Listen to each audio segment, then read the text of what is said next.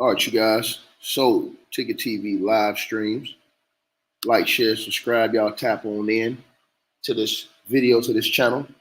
And we're going to talk about Mr. Clive Davis, a guy whose name has continuously been brought up in all of these Diddy allegations by different people. So far, we haven't seen his name in any of the indictments. And he has not been formally accused of anything, but you have had people who are in the industry, who worked around the industry, who have continued to state this guy's name. So I wanted to bring you a little bit of information about this guy so that everybody can see some of who Mr. Clive Davis is. A lot of you guys connected Clive Davis to Whitney Houston, the late great Whitney Houston. And today we're going to basically talk about this man, Mr. Clive Davis, because it's some very interesting information that makes you think about a guy like Clive Davis. Now,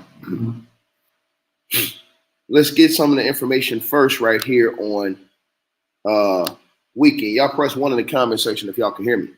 So Clive J. Davis was born in 1932. Today he is 92 years old. He is an American record producer, A&R executive, record executive, and a lawyer. He has won 5 Grammy Awards and was introduced into the Rock and Roll Hall of Fame as a non-performer in the year 2000. From 67 to 73, Davis was the president of Columbia Records. He was the founder and president of Arista Records from 74 through 2000 until founding J Records. Co-founder of Bad Boy Records with good friend Sean Combs. In 1992, from 2002 until 2008, he was chair, CEO of the RCA Music Group, which included RCA Records, J Records, and Arista Records. Chair and CEO of J Records, and chair and CEO of BMG North America. Now, Mr. Davis is credited with hiring young recording artist Tony Orlando from Columbia in 1967. He also assigned many artists who achieved significant success, including Sly and the Family Stone, Janis Joplin, Laura Nyro, Santana, Bruce Springsteen, Chicago, Billy Joel, Donovan, Bay City Rollers, Blood, Sweat, and Tears, Loggins and Messina, Ace of Base, Aerosmith, Olivia Longut, Pink Floyd, and Westlife. He's also credited with bringing Whitney Houston and Barry Manilow to prominence. As of 2018, Davis is the Chief Creative Officer of Sony Music Entertainment, right? Now, his early life and education. Clive was born in Brooklyn, New York City, to Jewish parents, Herman and Florence Davis. His father was an electrician and a salesman. Davis was raised in Crown Heights, Brooklyn, New York, and attended Erasmus Hall High School. His mother passed away at age 47, and his father died the following year when Davis was still a teenager. He then moved in with his married sister, who lived in Bayside, Queens. Davis attended New York University College of Arts and Science, where he graduated magna cum laude with a degree in political science, Phi Beta Kappa in 1953. He received a full scholarship to Harvard Law School, where he was a member of the board student advisors and graduated in 1956, right? Now, he dealt with CBS, Columbia CBS, Arista, you understand? All these people, and also J Records, as we said, right? Now, in his personal life, Clive Davis had been married and divorced twice. He was married to Helen Cohen from 1956 to 1965 and to Janet Alderberg from 1965 to 1985. He has 4 children. Fred, who was born in 60, a prominent media investment banker. Lauren, who was born in 62, an entertainment attorney, an art professor at New York's University Tisch School of Arts. Mitchell, who was born in 1970, and Doug Davis, who was born in 1974. A music executive and Grammy Award-winning producer, Clive Davis has 8 grandchildren. In 2013, Mr. Davis publicly came out as bisexual in the autobiography, The Soundtrack of My Life. On the daytime talk show Katie, he told host Katie Couric that he had hoped coming out to the world would lead to a greater understanding of bisexuality. The autobiography was the basis for the 2-hour documentary Clive Davis, The Soundtrack of Our Lives. Now, let's talk about some other things with Mr. Clive Davis, right? So I want to focus our attention, ladies and gentlemen, a couple other things about Mr. Clive Davis. Now, there was a particular article that I saw on Mr. Davis, ladies and gentlemen. And in this article, in the Rolling Stone, in this article, said Clive Davis ousted, payola cover-up charged, right? Now, in this article, it says, and before Clive Davis, right? Now, let's look at this right here. Hold on, let's start at the top. My bad, you guys. We start at the top. Start at the top. Right here. Right here. Clive Davis ousted. Payola cover-up charge. Columbia Records president is fired by CBS, right? Fired by CBS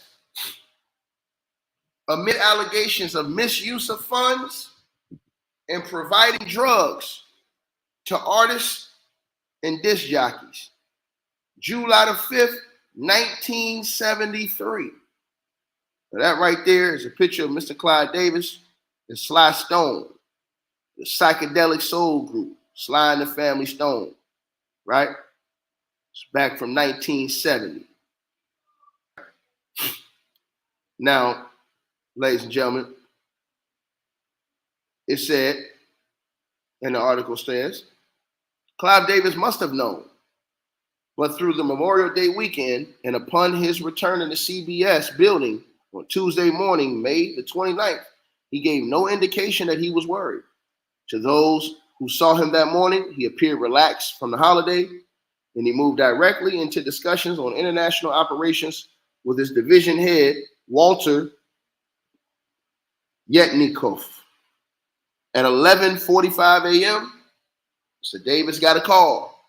Arthur Taylor, 6 months into the presidency of the CBS Inc., wanted to see him on the 40th floor. Davis strolled out of his 11th floor office, modestly furnished, left undone, in fact, because he would soon move into Goddard Lieberson's old suite, made the 2 elevator trips that it took to get to the upper reaches. Clive marched into Taylor's office and got fired. It was, as in Winshaw's case, a short meeting, with the stunned Davis getting a further surprise by the presentation of a civil complaint against him, dated that day and filed with the state Supreme Court. He was charged. He then read with 3 specific instances of alleged misappropriations of company funds adding up to $94,000. The charges included taking $6,500 and $100 bills from agents, Winshaw, and others out of a false invoice paid by CBS, and a final general charge covered Davis almost 7 years as president, claiming he improperly obtained and or received other substantial sums of money in cash and other property from plaintiff for his own personal benefit. The complaint asked for a reply from Davis within 20 days, including an accounting of all allegedly wrongfully obtained money, the return of that money, and legal fees. Clive Davis was stunned yet again when he returned to his office. He never quite got there. While he was upstairs, moving men had been whisked into his office and began cramming his personal papers and effects into cardboard boxes, piling them up in the reception area. The area normally occupied by waiting visitors and 2 secretaries was bare except for a growing pile of cardboard boxes. His staff had been suddenly called into another room nearby so they would be conveniently out of the way. There was a joke around at CBS that what with the movable cream-colored metal walls dividing offices, you would know right away if you were fired. You show up one morning and your office would be missing. Within another hour, the word was out to all the regional branches of Columbia. A meeting of the department and division heads took place. The word was that Clive Davis had been discharged from his twin presidencies of the CBS Records Group and his CBS Records Division, and that he was being sued for improper use of company funds. Further, it was announced that the Goodard Lieberson, former head of Columbia Records and senior vice president of CBS, will replace Clive as the head of CBS Records Group, and that Irwin Segelstein, a CBS TV program and vice president, would take over as the president of the Records Division, meaning the day-to-day leadership of Columbia Records. The announcement mentioned 2 other firings at Columbia following investigation of the irregularities relating to Mr. Davis's discharge, but named no names. And before Clive Davis was back in his apartment on Central Park West, CBS was ready with copies of the civil suit for the press. In it, the alleged misappropriations were detailed: $53,700 for alterations to the apartment, at least $20,000 for a bar mitzvah for Davis's son last October, $20,000 of reimbursements, and CBS claimed that Davis used to pay for renting a house in the Beverly Hills last summer. The company also listed 1 alleged cash kickback, 65 $100 bills handed over to defended by Winshaw. Few in the industry believed it was all so simple. A company like CBS, said one executive at Warner Brothers, is idiotic to bust a president of one of the major profit-making divisions for a mere 100 G's. They're affecting their stock and the entire record business. The consistent line of sympathy ran. If Clive was guilty, he was doing nothing that many others in the business didn't do. Davis people were saying early on might have cause for a huge damage suit. If there was nothing else to this whole thing, a source close to CBS added, it would be the most outrageous action a company took against a senior executive. I think the FBI went in and told the chairman of the board, William Paley, or CBS president Arthur Taylor, that they'd asked for an indictment against Clive. And I think it must be for big stuff. And therefore, CBS wanted to do everything possible to disassociate themselves with him. So the talk began. The talk began of a cover-up. But if the action was harsh, outrageous, or even idiotic, it was without precedent. In spring of 1965, James Aubrey, then 46, was dismissed from the presidency of the CBS TV network without comment by William Paley. Aubrey, like Clive Davis, made his basically one-man company, earning the nickname Smiling Cobra after he coldly dropped Jack Benny and Gary Moore while taking CBS to the top of the ratings through the Beverly Hillbillies Later, through a CBS stockholders lawsuit, Aubrey was accused of accepting kickbacks from a friend, a would-be producer whose efforts, 3 outright flops, he placed on CBS in primetime. Other, more scandalous affairs linked to his name, never got reported in the papers. He stayed low for 4 years, independent productions, before emerging as president of MGM. Let's keep going, you guys. This gets deeper than this. Clive Davis was a genius in the business, selling records. He influenced the course of the industry in 1967 when he virtually wiped out Monaro Records by moving to only the stereo price at that time of $4.79. The move caused confusion at first with its implied obsolescence of mono,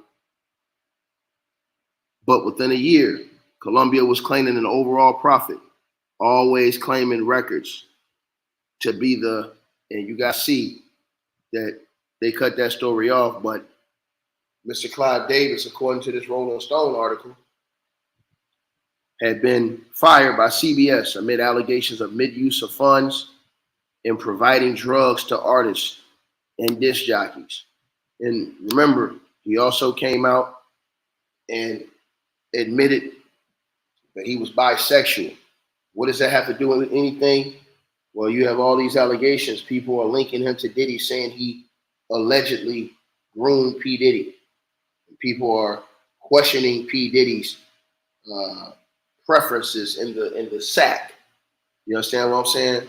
And making all kind of assumptions and allegations as well against Diddy that would link up and line up, as well as the allegations of drugs that they're saying that Clive Davis had against him. P. Diddy had been accused of some of these things as well, but the mainstream media and the press, they have not went in on guys who certain people who had been around at that time have named, like Clive Davis. Clive Davis have denied any wrongdoing. I saw when he denied it, when people was bringing his name up. Suge Knight recently brought his name up on an interview with Piers Morgan. Suge Knight basically said that Diddy was groomed by Clive Davis. Clive Davis came out with an immediate and instant denial of these activities and these allegations. Now, Clive Davis, throughout his career, have had many other, allegations thrown against him, which we will talk about in part 2. But I just wanted to start off with part 1 of this series that we're going to do, digging into who is Clive Davis.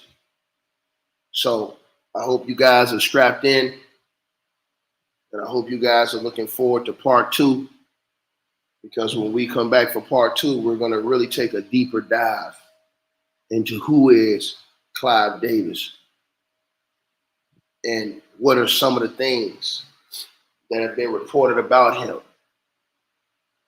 over the years. So guys, let me know what y'all feel. Let me know what y'all think. And I appreciate everybody watching this video. We'll be back with part 2 very soon. I'll holler.